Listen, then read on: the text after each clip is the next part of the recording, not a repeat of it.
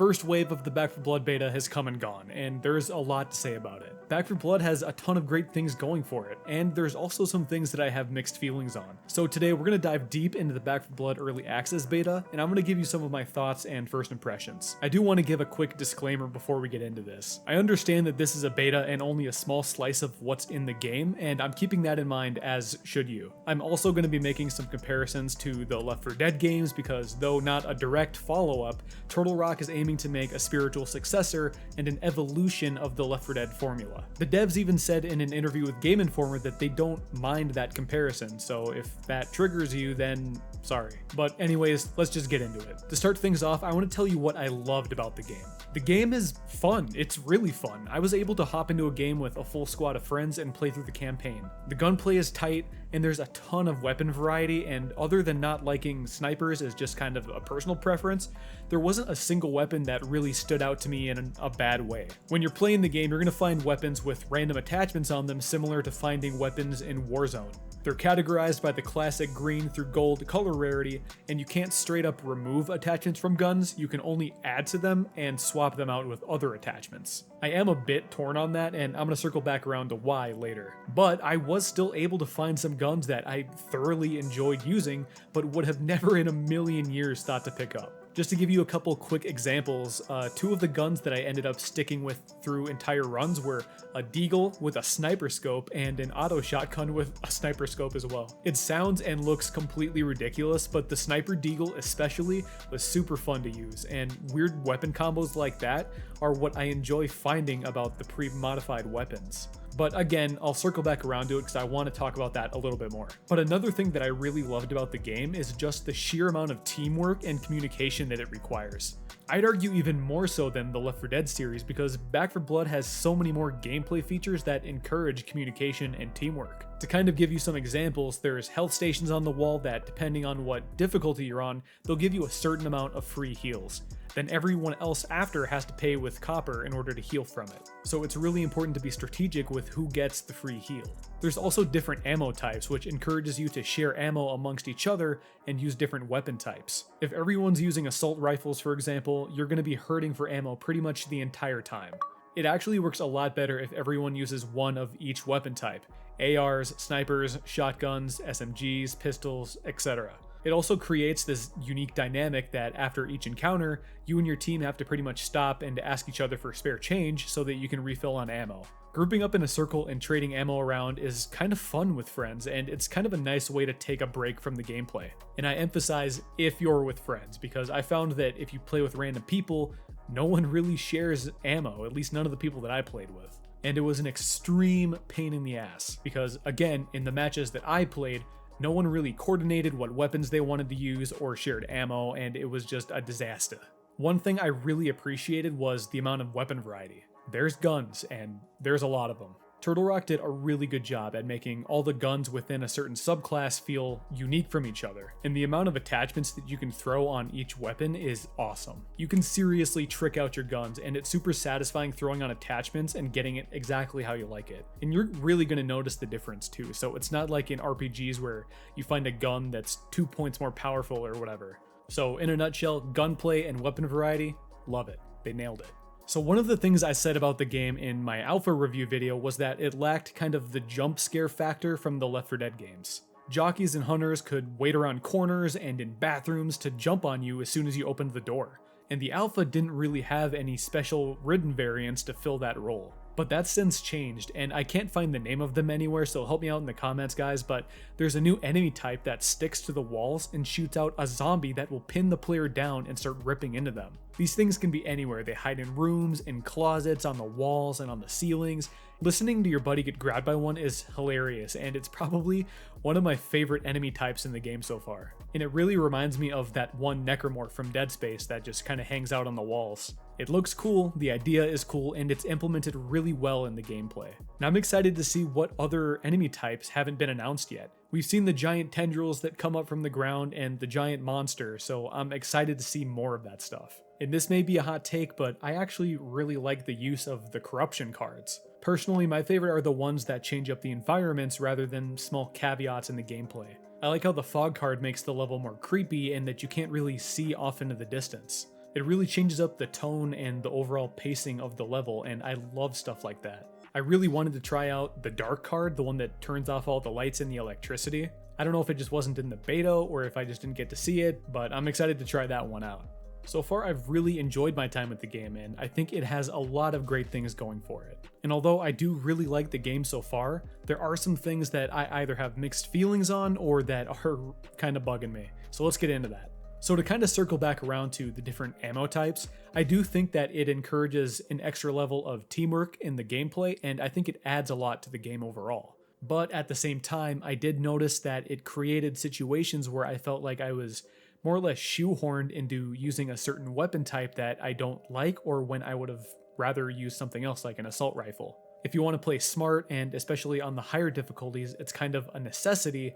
Not everyone is going to be able to use the guns they want, and that kind of sucks. I love SMGs and ARs, but a lot of the time I had to use snipers or shotguns just for ammo's sake. When you first spawn into the safe room as well, there's a few different weapons that spawn in, each of different types, and only one of each of those can get picked up. So again, not everyone gets their first choice on what gun they want to use, which also sucks, especially right out the gate. And here's where the Left 4 Dead comparisons really start rolling in. So in Left 4 Dead, ammo refills were more of kind of an ambiguous, unlimited supply of ammo on the ground that everyone could draw from, no matter what weapon they were using.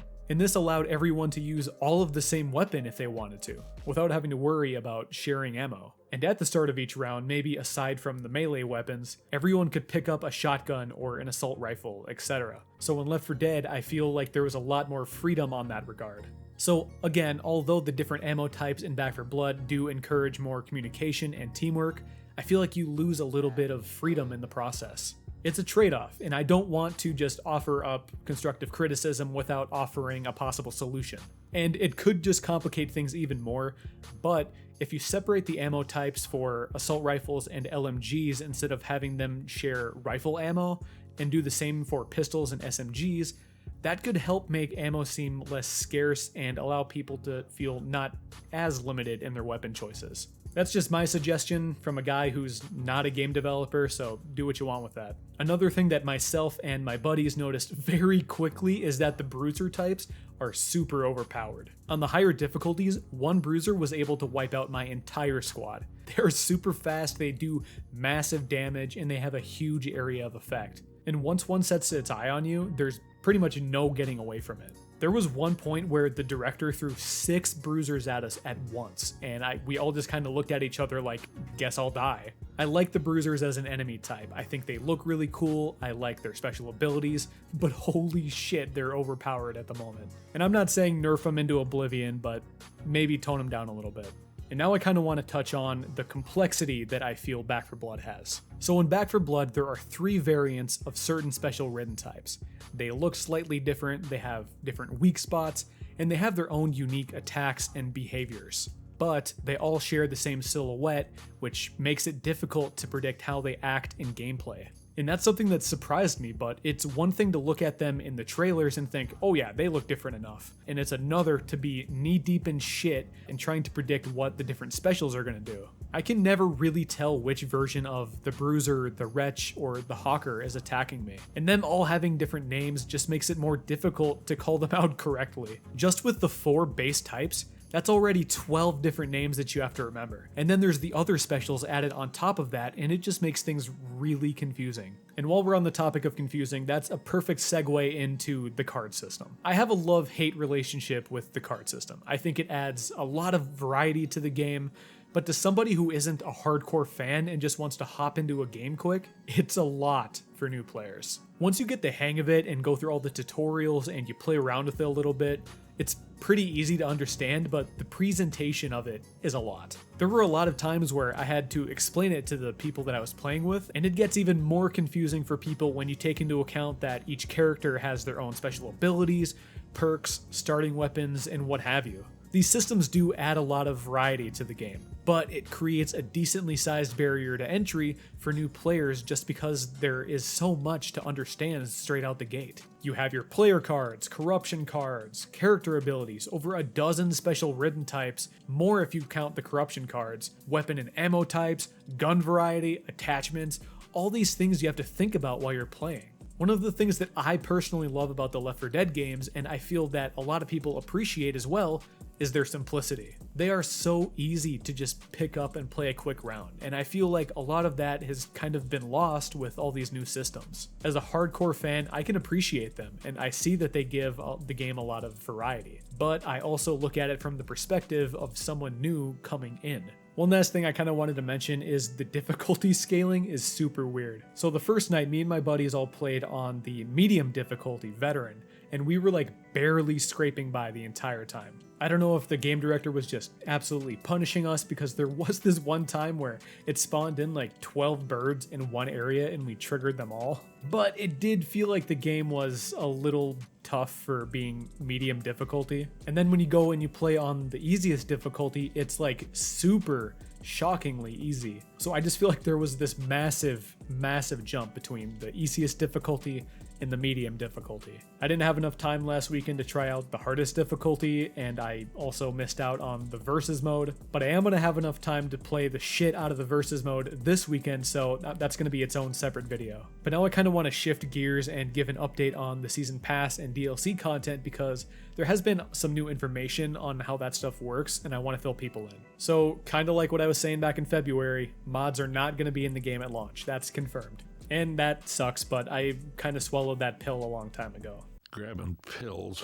So in order to prevent there being a rift created in the player base of those who own the DLC content and those who don't, Turtle Rock has made it so that if you're the party leader who owns the DLC, everyone else in the lobby will have access to it as well, which means that if your buddy has the new campaign, you're going to be able to play it with them. What I'm curious to see is if this means that if someone in your multiplayer lobby has the DLC special Redden type, but they're on the opposing team, if your team will have access to it as well when you switch sides. And it was also announced at E3 that Back 4 Blood is going to be launching day one on Xbox Game Pass. Back 4 Blood is a huge get for Game Pass, and I'm really glad that so many people are going to be able to have access to Back 4 Blood. Back 4 Blood has a lot going for it. The core gameplay is fun, there's tons of variety, and that's only going to be added onto when the full game releases and we get to see the other special Ridden in action. At the moment, it just has a few gameplay quirks that may not be for everyone, even veteran Left 4 Dead fans. Back 4 Blood is doing a lot to try and build its own identity apart from the Left 4 Dead series, while also trying to tell fans pretty much exactly what it's trying to be. In a nutshell, I love what I'm seeing so far, and I'm curious to see what the general reception for the beta is, because I've tried not to look at anything until after I put this video out. So be sure to leave me a comment letting me know what your thoughts on the beta are. Thanks for watching. If you made it through, make sure to drop a like, because that does help me out a lot, and be sure to subscribe if you haven't already. You can follow me on Twitter at NickRespawns, and until next time guys, have a good one.